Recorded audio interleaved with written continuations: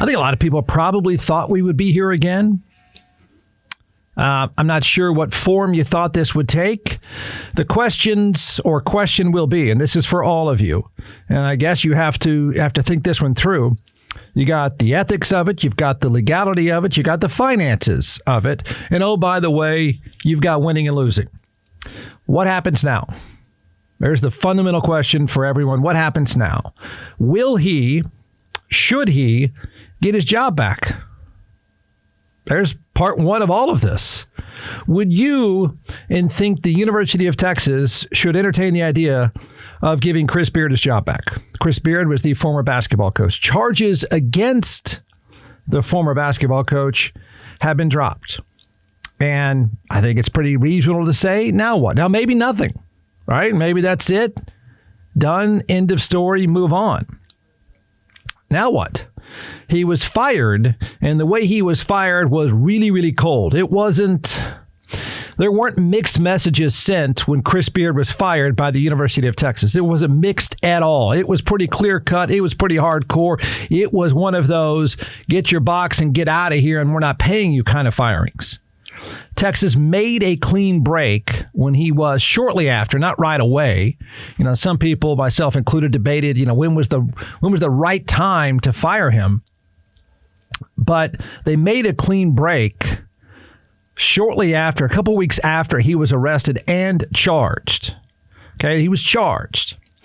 And the firing took place, the cold firing. I mean, the letter was even published. The cold firing took place when a police report came out.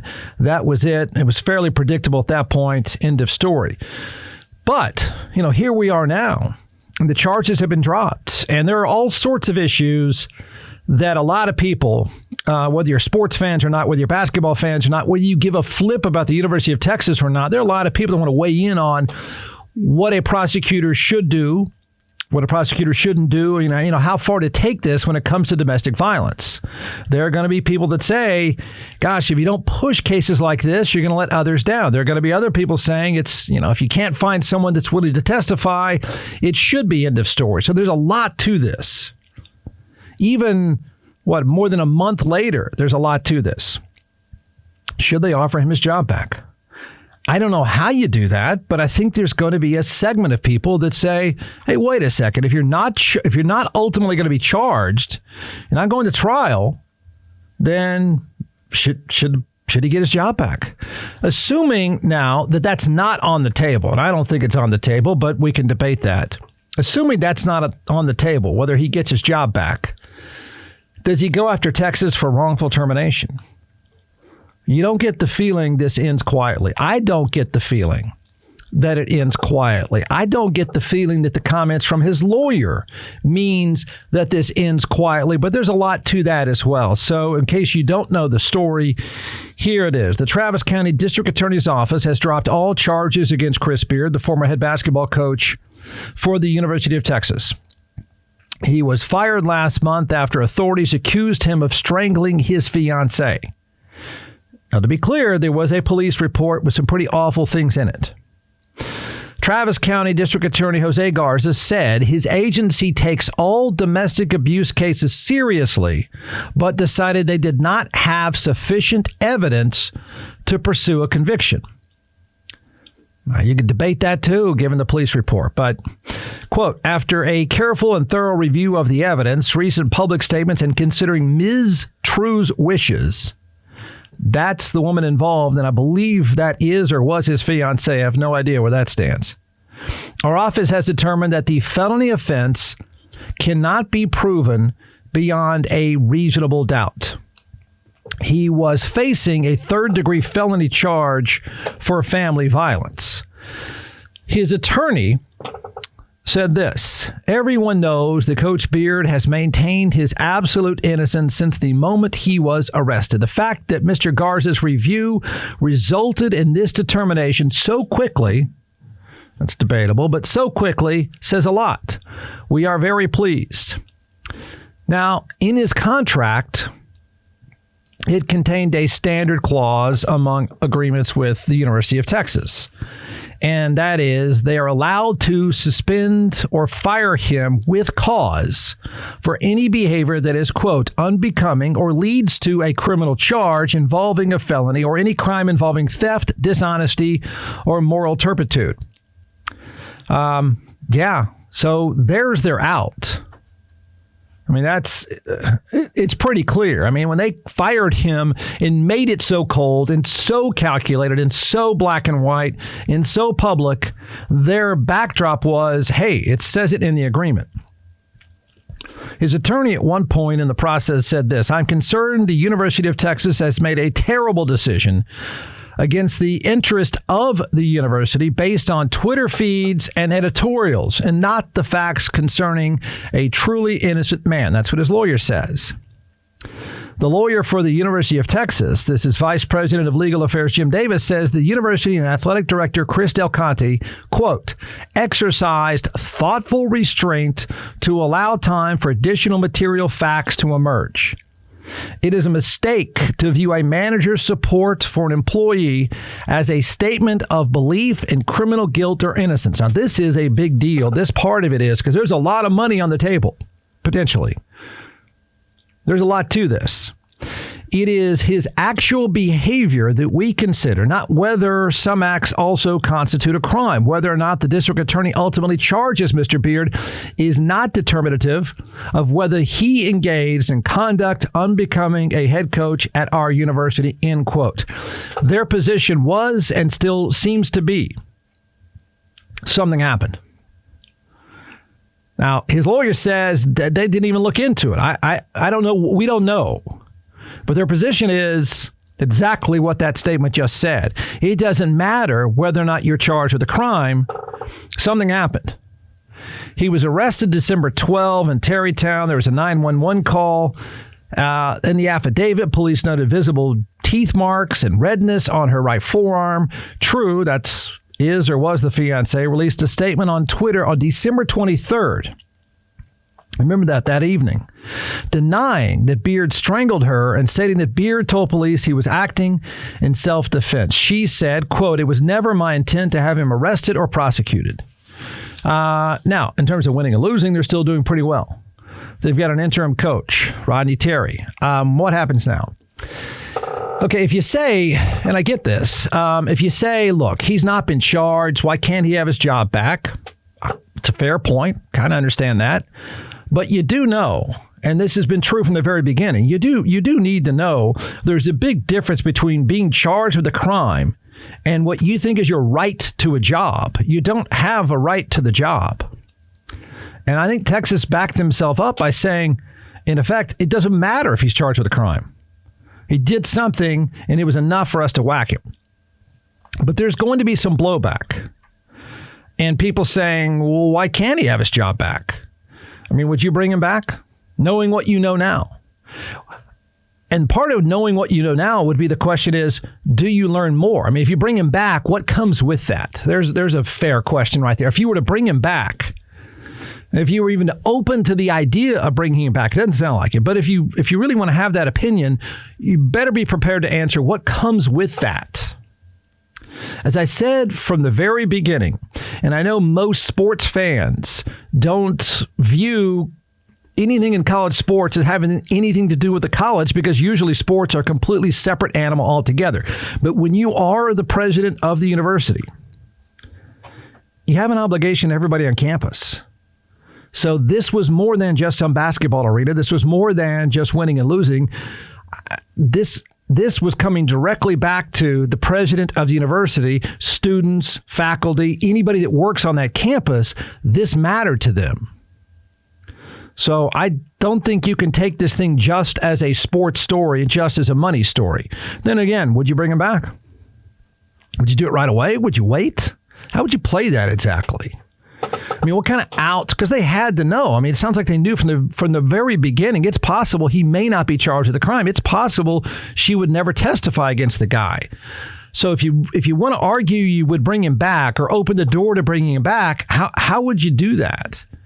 And I'm going to just dump this back on you because you have to think in terms of if you bring him back Again, don't just think sports. Put yourself in the position of sitting in the middle of a college campus, answering to a lot of people, faculty and students, because that's your job. How do I sell this to them? How do I answer for the blowback? And maybe there wouldn't be any. I find that hard to believe. If there was a plan to bring him back, if Texas really had a plan to bring him back, it doesn't sound like it to me.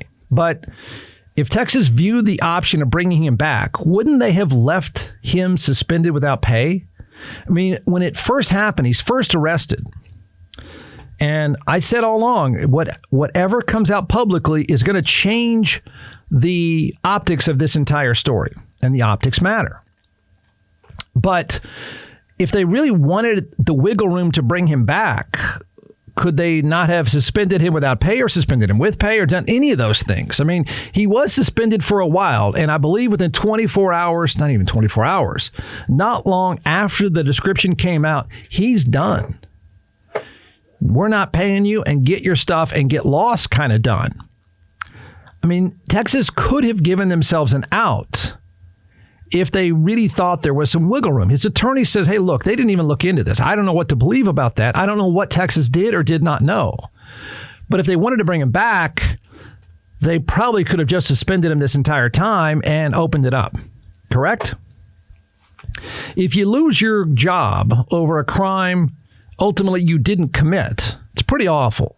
Right? I mean, I think there is some level where there's people that automatically think you're guilty. There's people automatically think you're the devil. But if you lose a job like that, and now it turns out you did not commit the crime for whatever reason, he has the scarlet letter. It's there. Okay? There's no arguing that. I mean, people that tried all along to separate the optics from the charge, I think it's just naive and stupid and not respectful of a college campus. But he's got the scarlet letter. So whatever happens with a guy now who's a very, very good basketball coach, and they are in a very, very good position, will somebody else hire him? Or would you? Think it through. I'm going to say maybe, and if it is maybe and he does get hired back, it's going to take a while. And I use the best example would be Art Briles at Baylor, who was successful as well. He was accused of looking the other way. He wasn't charged with a crime. He was caught up in a pretty horrific story and was accused of looking the other way, and by most measurements was looking the other way. He eventually did get a job. It was a high school job of all things. That said, I find it hard to believe that Texas didn't look into this. I'm going to give them somewhat of the benefit of the doubt. I really am. It's hard to believe nothing happened. It's hard to believe they didn't have access to some information that they were bothered by. That's really hard to believe. They would fire this guy, and I'm going to stand by the very thing I said within 24 hours of this guy being arrested and charged, and that is this. Unless they knew something would eventually come out and they'd face blowback on campus, they would bring him back. They wouldn't have gone here in the first place. I don't know what they knew. If anything, the lawyer keeps saying they didn't look into it. I don't know what they knew, but I do know this. Okay? This, I think you can trust. They like to win. They like to make money. They play in a brand new arena. They're going to another league. The last thing that Texas wanted to do was get rid of a guy in this way, in this capacity, that is this successful. I can't imagine they would be so clear-cut and whacking him unless they knew something. They don't like to lose. Okay? They really, I got to believe, I mean, this is just an opinion, but I got to believe they did not want to fire him. They like to win, and they were winning. He's really good at his job. Then there's this other level to this whole thing, right? That is there a fight over his job? And is there a fight over the money? Because the guy was set to make almost $6 million a year. And everybody knows that $6 million can turn into 8, can turn into 10. All you have to do is win a little bit, and the University of Texas will pay you and pay you and pay you. Money is candy to them. It's probably not to him because he's not been getting paid. So will either side just let it go? Would his side let it go and say, forget the money? It's hard to believe. I want to tell you this as well. If you're on the side of fight them for the money, and there may be an argument to fight them for the money, but I want you to consider this, and I'm sure his lawyer knows this already. If you scream, fight them for the money, Chris Beard, I want you to know you're going to be fighting a monster of unlimited resources. It is a monster unlike any other. So there's two ways to look at that when you go into fighting them over the money. Because it could be both good and it could be bad. The good is they have money, and money is candy, and they have money to give you and say, shut up and go away. That's the upside. If anyone can say, here's some money, shut your face, go away, it's the University of Texas. And they do it fairly often. The other side is, the bad part is, if you're on his side and you want to fight them for the money, is they can fight you forever. They will take you down. That is, if you happen to win the fight, it is a brutal, bloody battle. So there's all that. There's a setup. You can take it and do with it whatever you want. We don't know. There's no absolute clear answers. So anything legal related, always do this. He is the unofficial legal analyst of this show. He is Stephen Toland. Okay, counselor, man, there's so many angles to this. There's the prosecutor's angle and the obligation of a prosecutor, the obligation to the public, to the voting public, to the person accused. What is the takeaway with this case when it comes to domestic violence and a prosecutor? Wow. Good morning, Jeff. That's a tough question. Okay. So I guess the takeaway, depending on what side of the fence you're on, is you might feel like that the district attorney is disingenuous by saying that they're tough on domestic violence cases, and maybe less than 60 days after they dismissed this case, when it seemed like there was some evidence physically, right, of abrasions on the face, bite marks, things like that.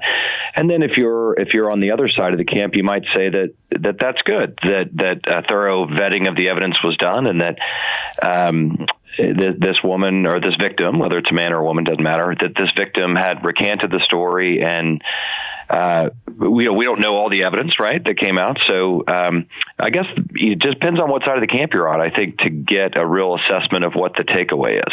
Is there right? So forget the basketball part. Forget that this is even the University of Texas. It's high profile domestic violence case.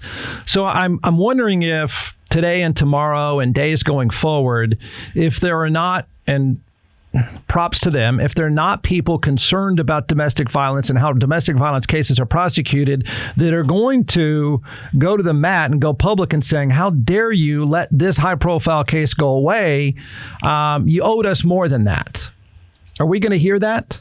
Is he going to hear that? I think we will. I think some people will say that, and you probably will hear that just because it's a high-profile case. But that doesn't make it true. Again, it's really important that we understand that we don't know all the evidence that the prosecutor reviewed. And one of the statements made repeatedly from the very beginning from the defense side was that she had that night even said, these were defensive. I think he was being defensive. We were in a mutual combat struggle, and that is an affirmative defense on a family violence or any violence assaultive case.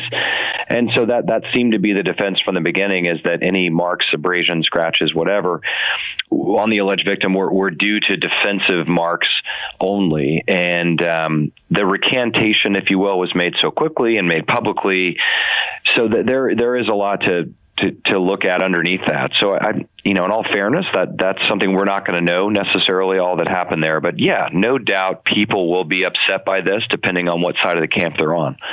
Does the same apply to law enforcement? I mean, you could see a very good argument of the police side saying, you know what, we detail things, and they did, because when the affidavit came out with the description of the injuries is the moment that he got fired, because the optics were ugly. But there's the police side of this. Is there some sympathy to law enforcement that says, gosh, they try, and then look what happens? Well, maybe, but I think it's important that we recognize that law enforcement does the best they can given the situation they're in at that moment in real time. So law enforcement doesn't have the luxury of being an armchair quarterback, or I guess I couldn't find a basketball analogy there. I had to go with a football analogy, but they don't have hindsight 20/20 benefit.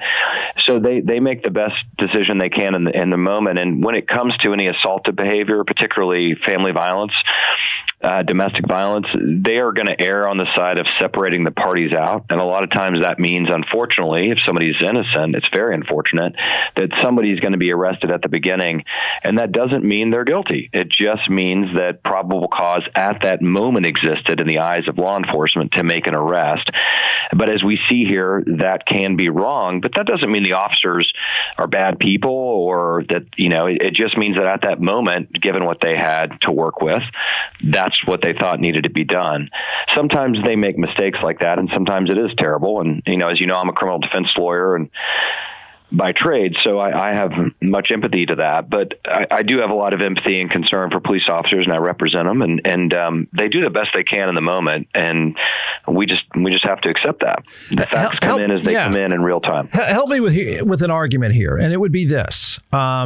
Whether I'm just using this is an example of an argument to make, and that is, listen, don't release any of that. I mean, what is the upside to releasing the affidavit publicly? What's the upside to even releasing his or her name publicly of someone who, granted they've been charged, but we're not even that deep into it. So help me understand why even release any of this stuff publicly, knowing the blowback that is going to be there and the risk of losing your job like this? That is a question that we could spend a lot of time talking about, because your point's well taken. The minute the 911 call came out, the minute the affidavit came out, I think that was pretty much the end for UT, because it gave them a place to camp out on it's unacceptable behavior, or it's conduct unbecoming a head coach at our university. And that's sort of the magic language that Vice President of Legal Affairs, Jim Davis, is relying on here. And so I there isn't a benefit necessarily, unless, if you're the defense team and the affidavit is something that the press can have access to. But it's a persuasive document written just to establish probable cause. It is not evidence in the case. It can't be admissible as evidence in the case. But obviously, in the court of public opinion, it's very damning often examples of evidence. And but at this point, there's no way to stop that. That is something that can be disseminated out in the public. As for the alleged victim disseminating her story, or any victim sharing their story, that's up to them. And so there are rules in place to protect her identity. But if that person, intentionally shares their information, shares their name and stuff, then that's out in the public record, and then so on. So same with the 911 call. And so some evidence is secretive and doesn't ever come in except in the court of law, and some like this can come in at the beginning. And that's what happened here. And some of it's often a slippery slope. Some of it came in and benefited the defense team, and some of it came in and benefited, I guess if you want to say benefited the university, you'd say that. It gave them examples they could put in the column of unacceptable behavior or firing for cause.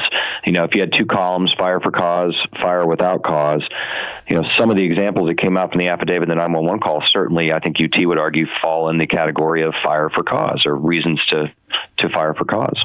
Talking to attorney Stephen Toland. Yeah, I mean, I know this is maybe even a law school debate that we're way too far down the road in a social media world where it's impossible to keep things quiet. It just, not even this case. It just seems grossly unfair. Even if somebody's guilty, it just feels grossly unfair that anything would be public unless I'm actually charged, particularly if it's really ugly in a domestic violence case. And I'm not saying this guy didn't do something. I'm not even arguing his defense. I'm arguing the merit, and maybe this, like I said, is for a law school debate, but the merit of the government, law enforcement, the government releasing your name when you may or may not even have done something. Well, is it impossible? Is that an impossible sort of holier than thou kind of righteous argument that it's just not practical? No, I don't think it's maybe impossible in the sense that's not how the world works right now. And I don't know of any law pending or whatever that's going to change that anytime in the near future. But I don't think it's a holier than thou argument at all. I think it's well taken that, this is something we as defense lawyers are up against every day. And I'm not saying woe is us, the defense bar. I'm just saying that there is a strong presumption in the public domain that if you are charged with something, you must be guilty of something. Otherwise, you wouldn't have been charged. And we fight that battle in courtrooms all over the country every day. And that's the problem with it, right? Is that, we have to remember that you are innocent unless proven guilty beyond a reasonable doubt. And, but in the school of public opinion, that's not how it works. So I don't think it's a righteous holier than thou argument. I just think it somewhat, I don't know if it falls on deaf ears or it's just not the way we're wired. It seems like human nature is to think, well, you did something wrong or you wouldn't have been accused. And that's not fair, but that's the reality. Is it your opinion? Well, do you think they have wiggle room to give him his job back? There's one part. Is there, it doesn't sound like it, but there's wiggle room to get his job back. Is there an argument on his side that says, hey, look, I'm not guilty of a crime. Pay me. There's a couple parts of that. How do you think it plays out in terms of him having any chance whatsoever of walking back in the door at some point, whether it's this season or next season, and coaching again there, and or the fight over the money, because it's a lot of money, and I don't think any one of us would let it go. Right. Let's break that down because those are great questions. First and foremost, no question a lawsuit will be filed because his contract runs, he's got 5 years left. His contract goes until 2028, and he's owed 70% of the contractual value of the contract if he's fired without cause. And UT would not owe Coach Beard, or former UT Coach Beard, a penny if they can prove that he violated his contract or that they had cause, that under the contract he breached the contract, and so therefore they have cause under what's called unacceptable behavior or improper conduct provisions of his employment contract. So because of the outstanding amount of money, that is some $40 million maybe, obviously I think he's going to need to sue for that. He's going to want to recover some of that or all of it. And then they're just going to have a fight about the seminal issue, which is going to be, because there's an employment contract in place, we're an at-will state, but we have a contract, so we look at the contract. Did UT have cause to fire Coach Beard? And they're going to say, look, we had plenty of examples of what we thought was unacceptable behavior that make him unfit to serve as the head coach of UT. And that's what they laid out in their letter to him. And then the other side of that, and Coach Beard's camp is going to say, no, we were wrongfully accused of something that had a life of its own. It took off like a rocket, and before we could contain it and explain our side of the story, decisions had already been made, and you have jumped the gun here in firing us, and therefore you've breached our contract, and so we'd like some or all of that 70% because you fired us without cause, and that's going to be the argument, right? And I think what you had said was interesting a second ago about the bloody battle of a public lawsuit. Yeah. You got a lot of pieces of this if you're on Coach Beard's camp, because let's say you're his agent.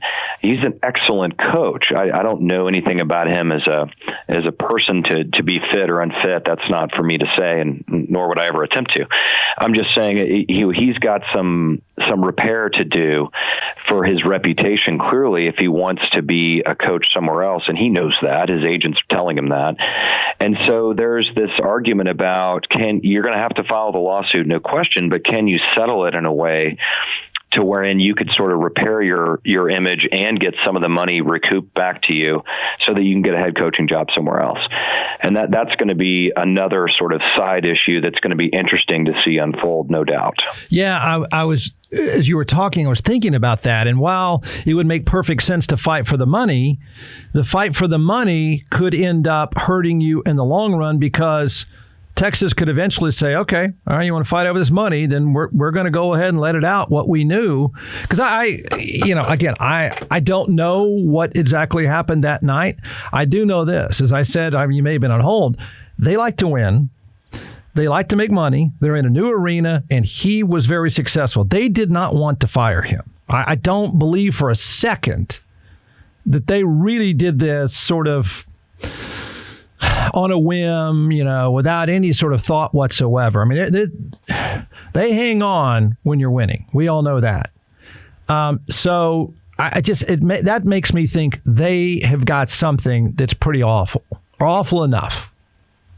Well, we don't have to work too hard to speculate. I think, rational speculation here to guess what some of those pieces may be that they think they can rely on. Because I agree with you that, one, he's by all accounts an outstanding head coach as far as winning percentage and things like that. And they paid a lot of money in his buyout with Texas Tech to bring him over. So they're right in the beginning of this 7-year experiment with him. And so certainly the last thing they wanted to do was fire him. But I think some of the things they can rely on probably are going to be some physical types of evidence that we might not have seen. Those are typically going to be photos that are taken at the scene and these statements made. And so in not getting into boring evidence, but I mean, generally speaking, even if a comment's hearsay, if someone makes what's called an excited utterance, or they make a statement when they're scared or upset, it typically will come into evidence against hearsay objection. So her 911 call, her statements in that moment in real time, how her voice sounded, we don't know all those things, but those could be, I'm just saying could be things that UT relied on to say, there's just no way to save this. We wish we could, but it'd be different if it was like an allegation of moral turpitude involving like some potentially illegal benefits or some, sneakers, or we've seen stuff with, with other coaches, whether it's Patino or, other coaches that may be accused of financial crimes. Sometimes those maybe it could have been easier to repair depending on, say charges were filed and they were dismissed. But something like this, it's really hard, I think, optically for UT now to go back because of the statements they made, saying, look, this is what they said essentially, is that we're not looking at it to whether it's criminal or not anymore. We're looking at the actual behavior, and whether those acts constituted a crime is not relevant to us. And so we feel like his behavior, absent the sort of criminal analysis, was determinative of our decision to let him go for conduct unbecoming a head coach at our university. That's essentially what they said in their letter to him. So I don't think they're going to be able to put that back in the bottle, because it's going to leave a lot of egg on the face of UT if they try and do that. And I don't care if you're, the Bill Belichick of college basketball, so to speak. I don't know if that'd be Coach K or who that would be for us, but I don't care how good a great head coach you are. It's going to be hard to go back, in other words, based on what UT said publicly. Yeah, no, that's what I've thought from the very beginning is, it's one thing for sports fans to have one view of this, but the University of Texas president, or any university president, is dealing with a lot more than just that. And there had to be something more, because you're right. The way they fired him was cold. It was calculated. There was no wiggle room, and there still doesn't sound like there's wiggle room. So the other side of this is kind of an interesting argument. So if you're representing him, and obviously he wants to get some money out of the deal, but also not have stuff come out, right? I mean, that's, I think what you're saying is, hey, I'd like to get some money, but what I don't want to do is have them say another bad thing about me that keeps me from getting the next job. So can you approach your former employer, who's got more money than practically anybody, and say, hey, let us have some of that, and then sort of test it to see if they're going to play poker with you and release some of that? Or can you ask them, hey, let's settle on this, but let's just not talk about it much if we can. Right. What you're essentially saying is how do we continue to test the waters? Yeah. In relation to our sort of negotiations with the university. And is there even a way that the university would sort of backdoor or through non-public channels say that they were put in a position they wish they hadn't been, but that by all accounts, outside that one outlier incident, he was an excellent coach, excellent leader, administrator, and he'd make a great head coach somewhere else. Like, could you even get him to vouch for you, so to speak, non-publicly? That's a great question. I don't know how upset UT is about this. I mean, another side we haven't really talked about is, even if, they're taking it out. He did not commit a crime here, and that's true, right? The prosecutor said so, and they dismissed it. But if you're UT, you're kind of like, upset, right? You're like, we paid a lot of money to bring you over. We spent a ton of operating costs and outside capital outlaid to you to invest in you in this program. And you were going to be the face of our basketball program in this new arena. And, look at this position you put us in. So it's possible the UT's obviously pretty upset about that. So that's a really sticky position. And no one's going to fault UT. You know what I mean? They might. I mean, No, it does. They were premature. They jumped the gun. But in the court of public opinion, no one's going to say, "Oh my gosh, how could you do that? That's so egregious." Yeah. Versus if you had found out some other reason why he was fired, that maybe was some improper benefit that we later found out y'all had told him it was okay to take that benefit, and then you backtracked on it, and he relied on your promise that it was okay to take that benefit, and then the feds investigated him, and something like that, maybe. But I don't see any way UT looks bad here in the court of public opinion for their stance, and so it's hard to imagine that you don't have to walk a very humble, ingratiating fine line, try and negotiate some settlement to avoid maybe more than the nuisance cost of litigation, a little bit more than that. But I think the best play is probably to negotiate for the most money you can get quietly, trying to keep it out of the public, and then see if you can get someone to vouch for you later. It's on his side. I mean, on your side, the defense, and I guess this may be part lawyer, part agent here. So, I mean, he's a young enough, successful enough guy who now doesn't have a crime. I mean, he's not going to jail. He's not even going to trial. So there's no crime here. And so you're looking forward and saying, look, whether I get $1 out of UT, I need to coach again. I want to coach again. That's got to be a weird way to play this, because on one hand, if you go and fight Texas, you sort of stir it up, right? Because he's got a scarlet letter, fairly or unfairly. He's got the scarlet letter now. He's going to be tough to hire in the near term. Again, the best example I could come up with is Art Briles, who did not commit a crime either, but he had the scarlet letter, I would say justifiably. But so if you're representing him, you go and fight Texas with the risk of stirring it up. On the other hand, if you go and call, the next couple schools and say, hey, fill in the blank university, my guy's not guilty of a crime, he's good at what he does, and they say, yeah, but you didn't even argue, like you just took it. You're not helping me out here hiring you because it looked like you did this because you didn't fight. So I'm wondering, when you go to apply for the next job, are they going to want to know that your client and you fought to clear his name? Are they going to say, if you don't fight, it means you must have done something? That's interesting. The way you asked that at the end there, it kind of twisted it around for me. That's a great question. I guess that's why you're so good at what you do, Jeff. Great question. I don't know if I hadn't thought about it. Right. Yeah. I mean, I know this is weird. Not fight it publicly. Yeah, because if you're the next AD, right, and everybody's looking to win. I mean, that's one thing in this industry. They're not righteous crusaders. These are people that want to win in basketball and make money in basketball. And this dude has done it, and you really would love to be able to hire him. I'm just thinking on the other side of this, when you're talking to his lawyer and his agent, you're saying, man, help me here. Help me sell you. And if you didn't fight, I'm going to have a hard time selling you. Yeah, I'm not sure that fighting it necessarily. There's lots of ways to communicate that, I think, in a way that would give a future AD leverage or comfort in trying to hire you and sell it to the fan base and to the boosters, et cetera. So to me, that could look like you settle this out of court, and then you issue a statement, you give a press release, you issue hold a press conference, et cetera, just saying, look, we're glad to get this issue behind us. We look forward to our future. Once again, this was a very unfortunate, horrible event because we were innocent, we were wrongfully accused. And then you can sort of say that at the same time. You want to do it all at the same time, I think. You know what I mean? You just don't want to, because once you hold the woe is me, I'm a victim. Even though he is the victim in a sense, in a way, right? He would argue. I'm not saying that. He would argue that. That's a hard sell to a lot of people, right? Who are going to go back and say, yeah, but there was this physical evidence. Yeah, but because every time you do that, you articulate that, I think if you're in Beard's camp, you're bringing up the counter to that, which is affidavits or 911 calls or whatever it is.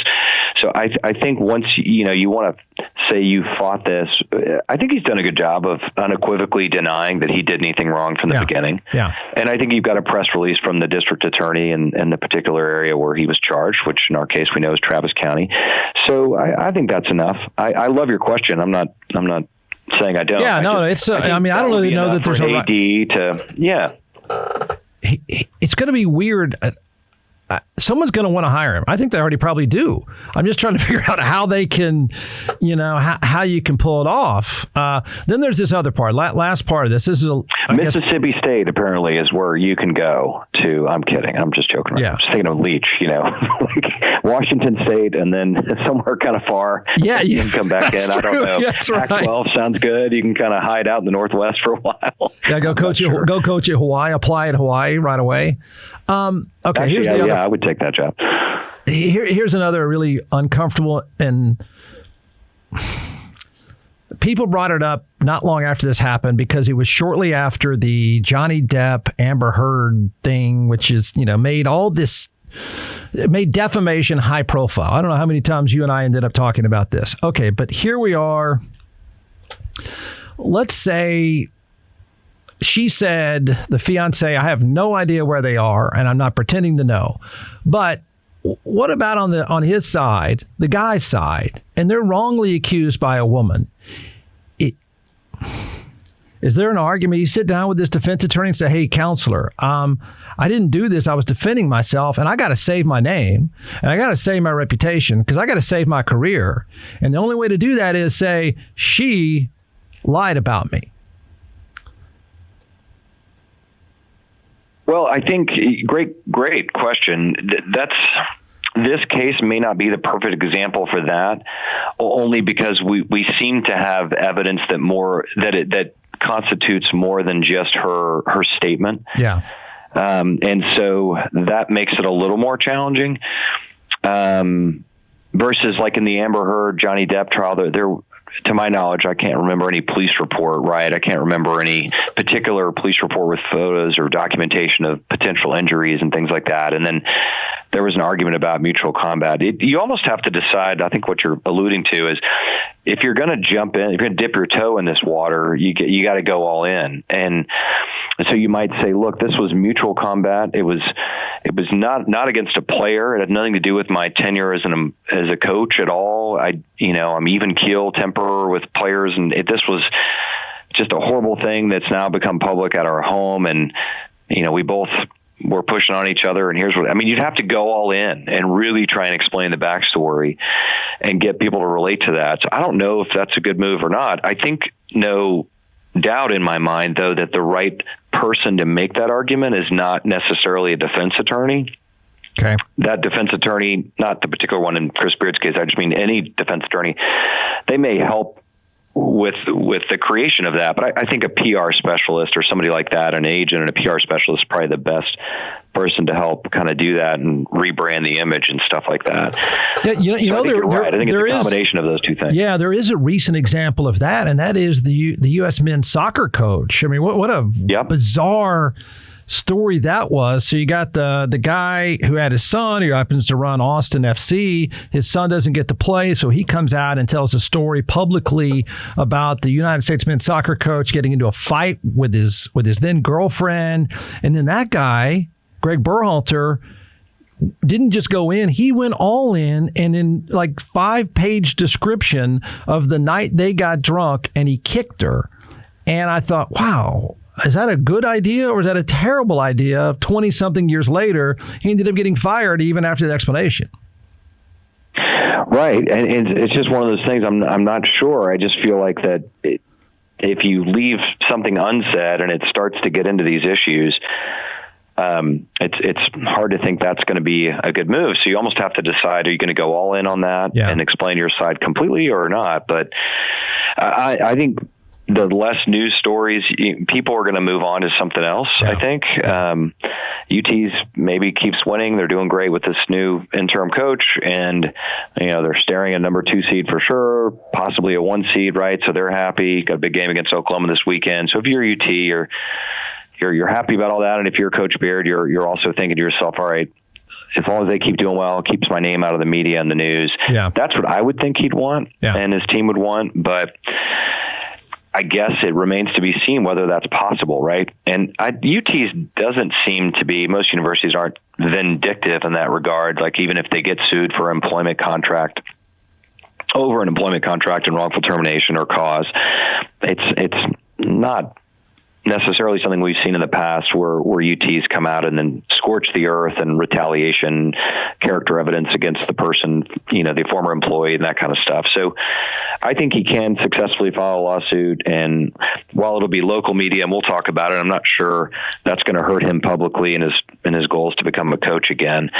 But I do think it would hurt if all these things kept coming up, kind of like Amber Heard, Johnny Depp style, Yeah. No, it's a good point. It's well thought out. Yeah. Because UT is not going to come across as, I'm not trying to say anything belittling to Amber Heard, but I mean, UT's not going to come across as one of those two testifying at trial, right? We each had fun kind of making fun of Johnny Depp and Amber Heard for the different, things they were saying on the stand, the different issues that happened.